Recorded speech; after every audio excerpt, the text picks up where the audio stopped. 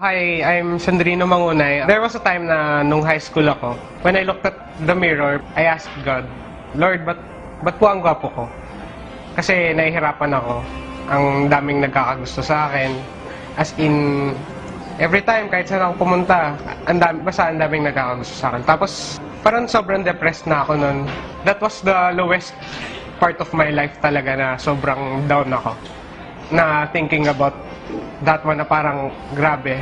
Bakit? Ba't ako pinanganak ng ganito? Bakit nung high school ako lalo pa akong gumwapo? So, bali ginawa ko siya ng paraan. Nagpataba ako. Kain ako ng kain. Kahit di ko naman gusto yung ulam. Kahit, alam mo yun, isaw. Hindi ko naman talaga siya gusto dati. Gusto ko lang talaga is yung mga pang-healthy lang. So, ganoon. So, ginawa ko, kumain hanggang sa tumaba ako. Pero wala pa rin.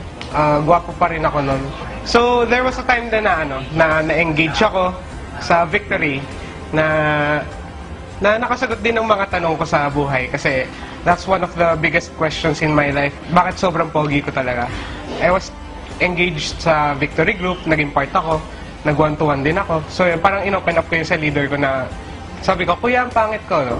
Tapos sabi niya sa akin, hindi pogi ka nga eh. Tapos naiiyak ako nung time na yun.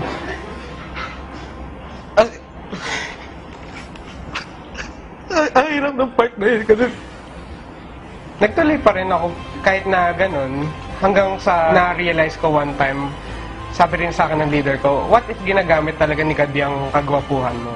Wag mo namang sirain para lang hindi ka mahirapan sa struggles, gano'n. Sabi ko, nga no. Napansin ko nga, pag pupunta ako ng church, grabe overflow yung room eh.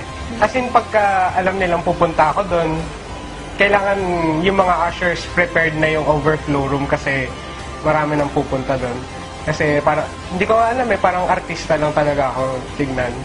So, I learned to accept that fact na gwapo talaga ako. So, hanggang sa may time na nag-workout na ako ulit, nagpapayat ako, binalik ko yung dati kong katawan. So, eto na ako ngayon.